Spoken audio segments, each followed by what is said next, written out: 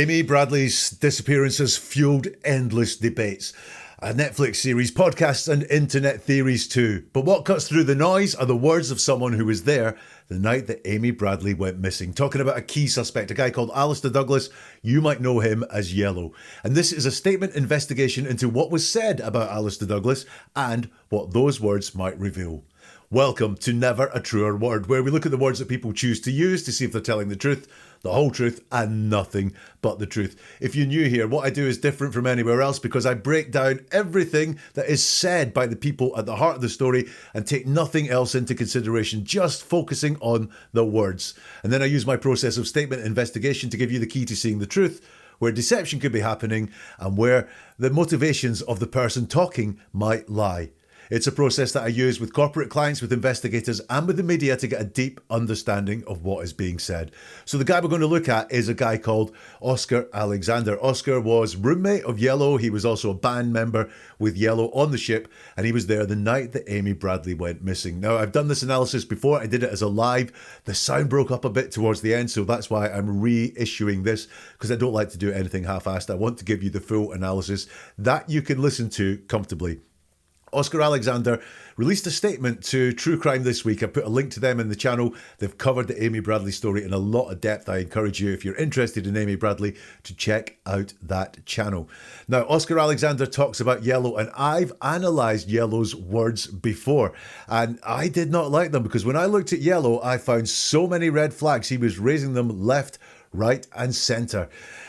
He'd used something very strange once. He was talking about going to his cabin and he said, I went to the cabin. He corrected himself. Was he talking about himself and Amy there? Huge red flag for me, that one. He didn't deny very much either. In fact, there was no denial in what he said at all. Lots of storytelling, lots of explanations, no denial that he had anything to do with Amy's disappearance, and he avoided some of the hardest questions too. So I've got big question marks over Yellow, and did he have a role in the disappearance of Amy Bradley? So let's hear what Oscar Alexander has to say. Hi, good afternoon. This is Oscar Alexander. This is what I could tell you, what I remember. And it's the honest truth. What I remember is that we was in a band, was 4 of us in a band. We was the Calypso band on the Rhapsody of the Seas. And Royal Caribbean have, at that time, let us have something called Dancing Under the Stars. So we was playing. And by playing, Alister, which is Yellow, end up talking to Amy Bradley, he talked to her. Now, the thing about it now is that he talked to her and she left and she go. Now, I never see Alister leave with her, nothing like that. I'm his roommate, and when we finish play, we come back down to our cabin, and around, let's say about after 3 in the morning, after 3, 4 in the morning, around that time, somewhere there, the security came and knocked on our cabin, They knock, they wake us up, they search the cabin, they say Amy Bradley is missing. Amy Bradley was nowhere to be found in our cabin, because if Amy Bradley was in the cabin with Alister Douglas and I am in the cabin, I'm his roommate, I would have get fired from Royal Caribbean, you understand? Because that is against company policy to bring guests or passengers in your cabin, Let's break that down then. That's the first half of Oscar's statement, and it starts, well, it's not a good start. Hi, good afternoon, this is Oscar Alexander. This is what I could tell you, what I remember, and this is an honest truth. Hi, good afternoon, this is Oscar Alexander. This is what I could tell you. Now, You can hear him talking there. I don't know if English is his first language or if he speaks a localized version of English that is perfectly acceptable to him. I don't know that. So I'm not going to zone in on single word choices sometimes, because if he is a non-native speaker, he may be using translated words in his head. Don't quite work for us, but do work for him. I'm going to look at more the concepts of the way he talks and the things he chooses to talk about. Although I'm going to look at some words sometimes because they're interesting to look at. So this is what I could tell you. Potentially that really translates to us as this is what I can tell you. Well, that is the very first thing he says. It's a priority. Once he introduces himself, this is what I can tell you. Not this is everything, not here comes the truth, not launching into the story, but this is what I can tell you. Suggested there's some things that he cannot tell us, or there's some things he will not tell us. It doesn't suggest we're getting everything, it's just this is what I can tell you. Suggests this is going to be limited. As does the next phrase. What I remember. So not everything that happened, not I know everything that happened, or, I have full recall of what has happened. It's just what I remember. And when people tell us they remember things, I'm always a little bit wary, because either things happened or they didn't happen. But what I remember at least gives some deniability if something were to come up and he has not been proved accurate, and he can say, oh, that's how I remember it. So we've got this limitation. This is what I could tell you. This is what I remember. So the thought here very much is there are other things. This is not the sole single truth that he may be telling here. And then he tells us, and this is an honest truth. Always very wary when someone tells us they're being honest. Why do they feel the need to tell us they're being honest? Truthful people in general, they just tell the truth. They don't feel the need to convince us that they are telling an honest truth, that they are being honest. The people that do that are liars a lot of the time. Someone who will come up and tell you before you even challenge them, this is the truth, this is an honest truth. He really wants to convince us he's telling the truth. Why is that? There is one reason that you might use those sort of phrases, and that's if you're being challenged. So even if you're being honest, so if I saw Madonna at my gas station and I said to you, I've just seen Madonna at the gas station, and you said, no way, you're having me on. And I'd be like, no, honestly, that would be me convincing you and using some of that language while still telling the truth. When my honesty, when my credibility is challenged, then I will say, no, I'm being honest. So has his credibility been challenged? I don't know. Has this guy been called out before, or have people not believed him before? That would explain why he would use phrases like that. Or he feels a real need to convince us that he's telling the truth. Why would that be? Potentially because he's not. So look, all the red flags just in those opening 15 words. I'm being very limited. This is what I can tell you, what I remember, and this is an honest truth. Just sticking with that phrase, an honest truth. That makes it sound like there's more than one honest truth. There is just a single truth, but this is an honest truth, as if there's more than one of them. And as opposed to what? A dishonest truth? An honest lie? It's really over-egging the pudding. It's honest and it's a truth. The two things don't need to be repeated. He really wants us to believe he's telling the truth. What would the reason for that be? Then he says, what I remember was we was in a band, was four of us in a band. We was the Calypso Band and the Rhapsody of the Seas. And Royal Caribbean have, at that time, they have something called Dancing Under the Stars.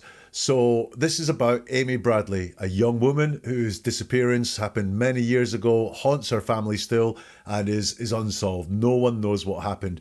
And yet his priority memory is we was in a band on a boat. And we played in something called Dancing Under the Stars. It's a scene-setting memory rather than Amy Bradley was seen by me on this night. It's not leading with Amy Bradley. It's leading with him and his reason for being there at the time. I also want to know, because Yellow did the exact same thing when I analysed him. He name-checked the show they played in, or the event that was happening, Dancing Under the Stars. Why is that? Why are they both very, it's a long time ago. Recollections will fade and dim or get mixed up, but they both specifically and gave the same name to the night, Dancing Under the Stars. Why is that? Was it a career highlight? Or did it really stand out for them as a great night? Or did it happen outdoors, hence why it was called Dancing Under the Stars, and this sets the scene for the fact this show happened outdoors? I don't know. If you've got any thoughts on that, do leave them in the comments. But why they name-check Dancing Under the Stars? When I did this as a live, someone suggested that they really remembered it because it was a great way to pull females. This Dancing Under the Stars thing could be, it could be a life highlight rather than a career highlight. Like maybe musically it was kind of basic, but in a lifestyle way, it was great for them. They loved doing this gig, but they both strongly remember this Dancing Under the Stars gig. It's very important to them. Oscar continues, so we was playing, and by playing, Alister, which is yellow, end up talking to Amy Bradley. He talked to her. Again, strange wording. We was playing, and by playing, Alister end up talking to Amy Bradley. So he seems to be suggesting that by playing, Alister ended up talking to Amy Bradley. What was it about the playing that got Alister talking to Amy Bradley? I don't know. I've got some thoughts so that would make these words make sense. If he was all eyes on Amy Bradley while he was playing, we've seen musicians like play to one person in the crowd. Was there parts of the show where you touch audience members, dance with audience members, because Dancing Under the Stars? Is that what he was doing? Had he set his stall on pulling basically Amy that night? Now that would make those words make sense. We don't know if that's what happened or not, but that by playing, Alister ended up talking to Amy Bradley. Could it be the other way around? Was Amy making it very clear she was interested in Alister? She was enjoying his performance. She wanted, to spend some time with him. It could be those things, but by playing Alister end up talking to Amy Bradley is what is said there. Slightly at odds, I think, with Yellow's story, which is that they spoke after the show, and there was no mention of because of playing there, but hey, there we go. You'll notice that he talks about the fact that Yellow and Amy Bradley talked. They end up talking, he talked to her. And he says, I think 4 times here that they talked to each other. Really important for him to get across that they talked. Potentially that is, they talked and nothing more, and that's what he wants to get across. So he's hitting that point again and again and again. We also have end up talking to Amy Bradley. That suggests a jump in time. Something happened. They were playing and he ended up talking to Amy Bradley, and he's skipping over the part and hyphenating that, shortcutting that with end up talking to Amy Bradley. So again, is he hiding something here about the reasons why they spoke, and that he doesn't want to bring those reasons to the fore? So he was playing and he ended up talking to Amy Bradley, and he is omitting the part of why they ended up talking or how they ended up talking. He then says, now, the thing about it now is that he talked to her. 2 nows in there. Now, the thing about it now is that he talks to her. Well, why is it different now? The thing about it now is that he talked to her. Wasn't it the same then? Or are you telling a different version of the story now? Is this they ended up, and by playing they ended up talking? Did something go on? I don't know what it was. I'm not even suggesting that it was a really bad thing that happened, but it's some part of the story he doesn't want to tell, which is why now he talked to her. But at the time, did something more happen? Or did something else happen? But now he talked to her, because he's saying that talking word again. Talking to Amy Bradley, he talked to her. Now is that he talked to her. And then he says, and she left and she go. Now, I never see Alister leave with her. Nothing like that is what he says. She left and she go. I never see Alister leave with her. Nothing like that. Now, we've got that word never there, which appears in Deception a lot. It sounds a very concrete big word. Not at any time. Never. In Deception, we see a lot that people say never, and when we dig into it, like, my child has never done anything wrong. They have. Every child has done something wrong. When we dig into that word never, so often people are not using it in that big, solid, all-expansive way in which the definition of never truly means. We have never, and it feels like a really big, solid word, but in use, it's very flimsy and people get their way around it a hell of a lot. Now, I never see Alister leave with her. Nothing like that. So he says it twice. Never see Alister leave with her. Nothing like that. It's twice. Never saw Alister leave with her. Why the need to convince us that he never saw Alister leave with her? And also, is he opening it up there to the fact that Alister could have left with her? I never saw Alister leave with her, but it could have happened. That would be wording we could use. Nothing like that. I didn't see anything like that. And notice that he's telling us what he didn't see. I never see Alister leave with her. Nothing like that. He doesn't tell us what he sees. So he doesn't say that he saw Yellow talking to Amy Bradley, even though he says they talked. 3 times it is he said they talked. He says that she left and she go, but he never says he saw those things. He's telling us what he didn't see, but the things he's saying that happened, he's not telling us that he saw those. He then sets some more saying, I'm his roommate, and we finish play, we come back down to our cabin. So we finish play, that suggests him, the man talking, Oscar and another person, at least one other person. So that I'm guessing because he's been introduced as a roommate and they're talking about the cabin, this would be Yellow. We finish play, we come back down to our cabin. Now, we come back down to our cabin. Now, I'll grant you that maybe if they'd left their cabin to go and play, you would say, back down to our cabin. But is this actually another time they went back to the cabin? So they went to a cabin the first time and then went back to the cabin the second time. The word back just makes me a little bit curious there, but it's we, so the pair of them seem to have done it together. Now, if you listen to Yellow's telling of the story to True Crime this week, that's not the same story. So one of them is not telling the truth because Yellow says that they finished playing. He talked to Amy for a bit. He went downstairs and changed, showered, and then came back up and spoke to Amy some more. But that is not what Oscar is saying. Now, they both cannot be true. They are very, very different things. Also, there's no time put on this. We come back down to our cabin. We finish playing. We come back down to our cabin. There's no time.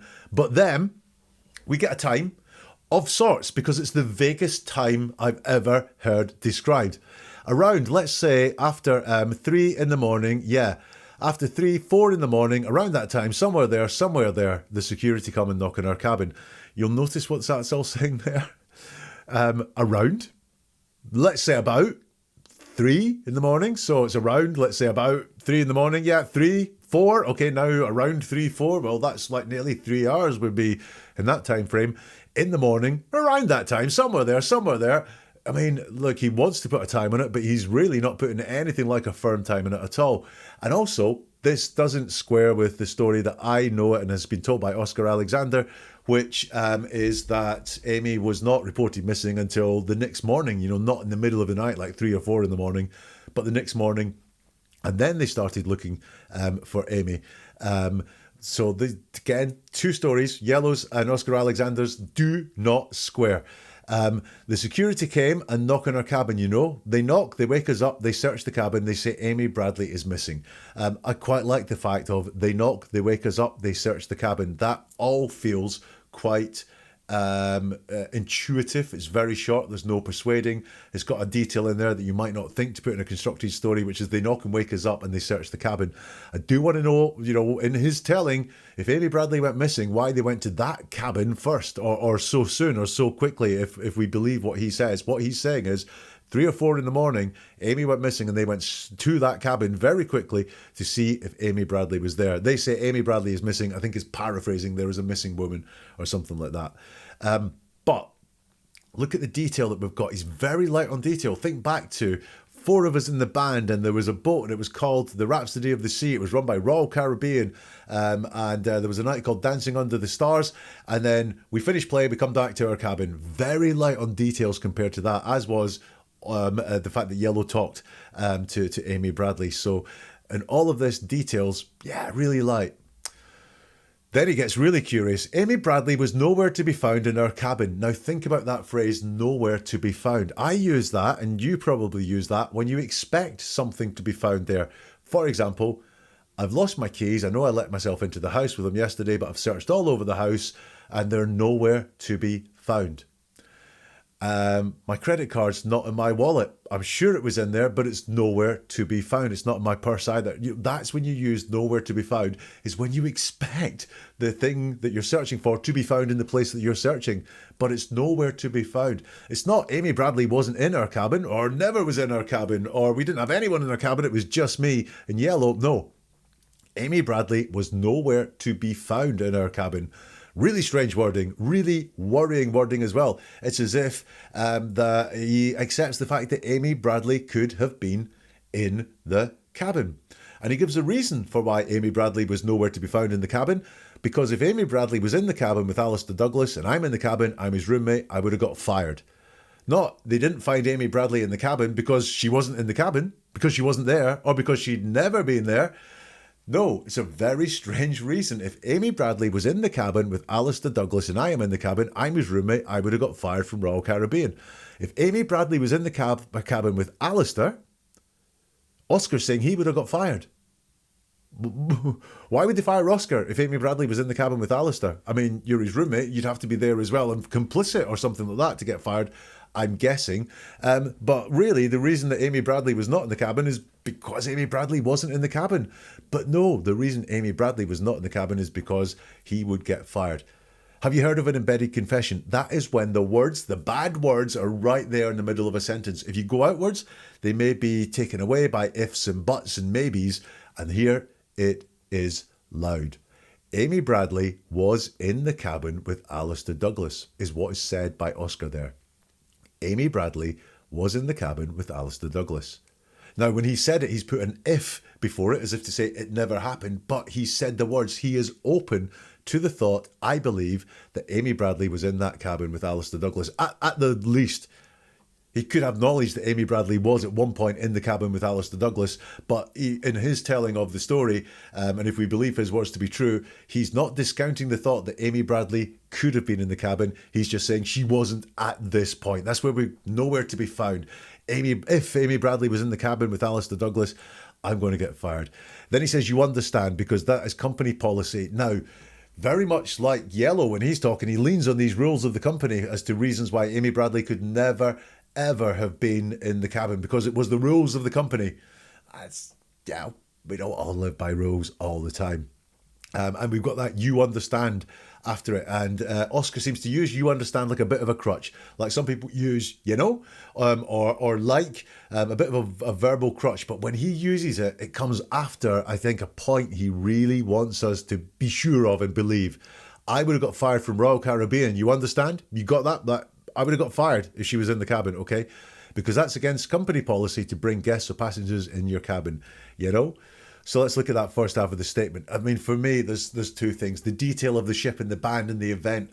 Really vivid detail there in the storytelling from Oscar versus Amy. Hardly any. Did he even see her? Did he see her talk to Yellow? Because he doesn't use those seeing words at all when he talks about what he says happened, the talk and Amy Bradley leaving. He only ever tells us what he didn't see. And he really seems open to the idea that Amy could have been there in the cabin. Let's get the second half of Oscar's statement. And we was the FBI came and they do the investigation. They put the whole ship, most of the crew member under lie detector test. All of the crew member passed it, you understand, including Alister Douglas passed it, including me passed it, everybody passed it, And Alister Douglas was cleared by the FBI, you understand? And the honest truth, what I believe is that I pray to God that Amy Bradley family find the person or the people whoever did that crime, you understand, on that ship. But Alister Douglas is an innocent man. Alister Douglas had nothing to do with Amy Bradley's disappearance. He is innocent, and I will swear on the Bible to that, you understand? My opinion about that, I believe that the father and the brother have a big part to do with Amy Bradley's disappearance, you understand? And they are trying to frame Alister Douglas. But Yellow, Alister Douglas, is an innocent man, you understand? And I will swear on the Bible to that. And this is the honest truth I am telling you. Thank you. Okay. Doesn't really get any better for me, this statement. That part there starts with, and we was, the FBI came and they do the investigation. Now, he was going to say something else there. We was, what? This follows on from talking about that he would have got fired from the Royal Caribbean and that him and Alister were woken up by people wanting to search the cabin. And we was the FBI came and they do the investigation. They put the whole ship, most of the crew member on the lie detector test. Now, he's gone from the whole ship getting the lie detector test. Now, logistically, I don't know how that works if they were going to put the whole ship on the lie detector test. That's a lot of people to give a lie detector test to. The whole ship, most of the crew member on the lie detector test. So all of a sudden it's gone from the whole ship, which would be crew and passengers, to most of the crew members on the lie detector test. Now, look, I haven't seen the documentary. I don't know what happened. What I would want to know there is why he's focused on the crew members. because if someone went missing from the ship, I'm guessing suspicion could fall on anyone on that ship, passengers or crew. But for some reason, in Oscar's telling, the crew were the people that the suspicion fell on, and they were the ones that got the lie detector test. Then he says all of the crew member passed it. Interesting that all of the crew members could pass it when most of the crew members took it. So it would have been, everyone who took the test passed it. Look, it could be a slip. I think I'd be making that sort of slip as well at points in my life. But again, it's just been really strangely worded. It was the whole ship, then it was most of the crew members, then it's all the crew members. It's just not all hanging together. All the crew members passed it. You understand? Making sure you got that point, that the crew members passed the lie detector test. Did Alister Douglas pass the lie detector test? I'm not so sure. But he tells us, including Alister Douglas passed it, including me passed it, everybody passed it. I'm very keen to know why he is wanting to clear Alister Douglas first before himself. Because our natural, protective of ourselves way of being would be, I passed it, Yellow passed it, everyone passed it, and leading with yourself, putting yourself in safety first is a real strong psychological priority for us.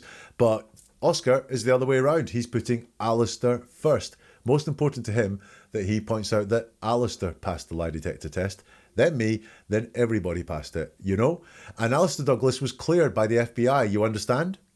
We've got that, you understand again. And he doesn't say Oscar himself was cleared by the FBI. All he wants to talk about is Alister was cleared by the FBI, and you understand again right after it. So what is going on there? It's really important to him. It's more important to him to say that Alister Douglas is in the clear for this than it is for Oscar to say he's in the clear for this. Why would that be? We'll come to that when we come to the conclusions. Then he starts again by trying to convince us that he's not lying. And the honest truth, what I believe is that I pray to God that Amy Bradley family find the person or people who did that crime. The honest truth.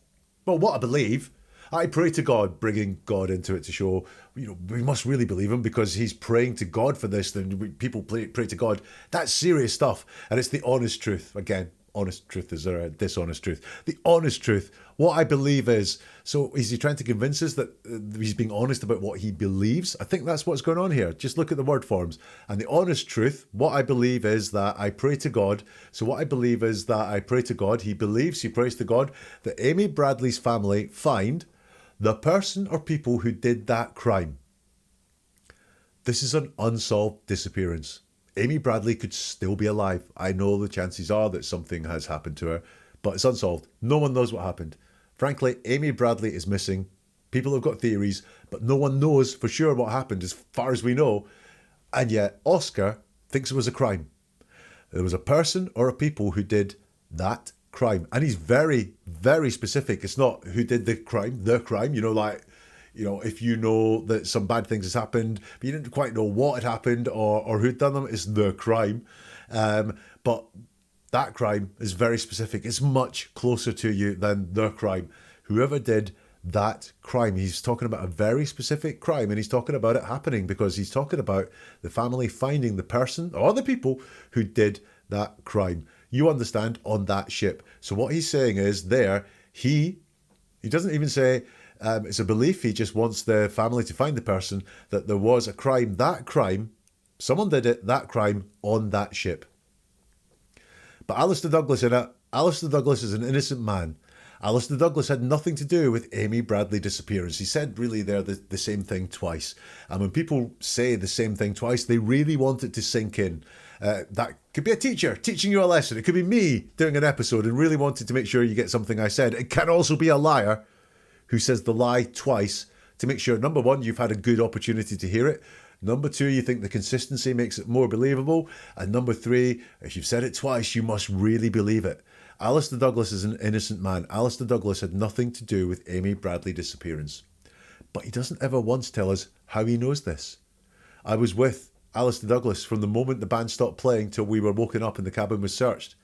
Well, that would be something for me to say, yeah, he really believes Alister Douglas didn't do this because he was with him all the time. I mean, maybe something happened when he was sleeping, but he doesn't ever once, not once, say he knows, how he knows Alister Douglas is innocent.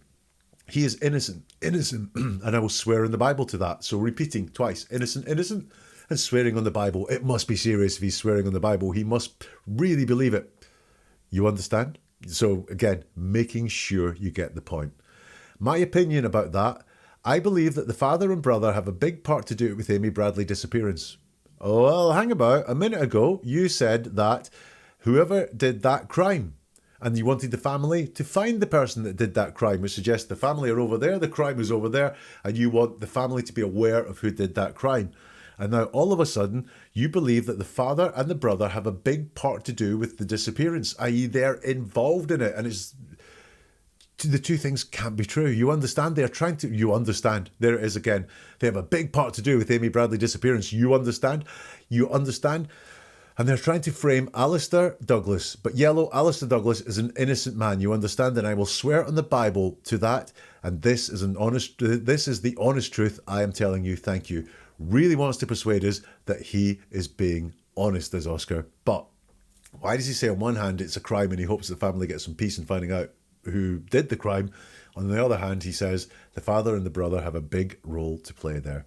So, in conclusion, on Oscar Alexander's statement, I don't like how often he tells us this is the truth, that he is being honest, that he will swear on the Bible. He seems really keen to persuade us that he is not lying. And the people that do that tend to be not forthcoming with the truth. Just tend to be, but do tend to be. His description of Oscar and Amy's interaction, this talking and she left, it's vague and it's undetailed. I don't believe that this guy saw anything. I think he's repeating what he's been told or maybe even asked to say, like give an alibi. I don't believe he saw anything. Oscar doesn't describe himself with Amy at all, by the way, at any point there. And I think that's a really important thing when we're coming to our conclusions here. He doesn't describe any interaction he had with Amy whatsoever, or deny any interaction with Amy as well. He's just repeating these things that Oscar talked to Amy. Oscar is very open to the fact that Amy could have been in the cabin, isn't he? He really is very open to the fact that Amy could have been in the cabin. She was nowhere to be found. Not she was never there. And his reasons why Amy wasn't found in the cabin, they're poor. They really are poor. He never actually says Amy wasn't in the cabin. Amy was never in the cabin. He doesn't use words like that at all. He's so open to the fact that she could have been there and does not say Amy was never in that cabin. And then he seems to believe that a crime has taken place that involves Amy's disappearance, although he's not very straight on what that crime is and who is involved in it. What do you think? Well, listen, someone in the live chat when I did this mentioned a wingman, and that's exactly, they said Oscar had wingman vibes. I think that's where I come down to. I think that for whatever reason, he's repeating and sticking to a story he's been asked to tell by Oscar, by Yellow. And potentially, at the time, that was something so that they wouldn't get fired from Royal Caribbean. I had a girl in my cabin. Please don't tell anyone. Just say you were here with me all night. You saw me talking to her. Then she left and then we both came down to the cabin. I think he might be doing that. And then it's just become a bit of a bigger lie. And it's become, something that's more problematic for this guy. But he's kind of got to stick to his story, hasn't he? Otherwise, everything all starts to come unraveling. That's what I think is going on with Oscar Alexander's statement. But what do you think? Do let me know in the comments if you can on this platform, or get in touch and give me your thoughts on social media. NeverAtruerWord.com is the website. While you're there, why not sign up for the monthly newsletter and get yourself regular hints and tips into how to see deception, the truth, and manipulation in someone's spoken or written words. You'll find out how to sign up for the newsletter at NeverAtruerWord.com, and we'll see you soon for something new from Never a Truer Word.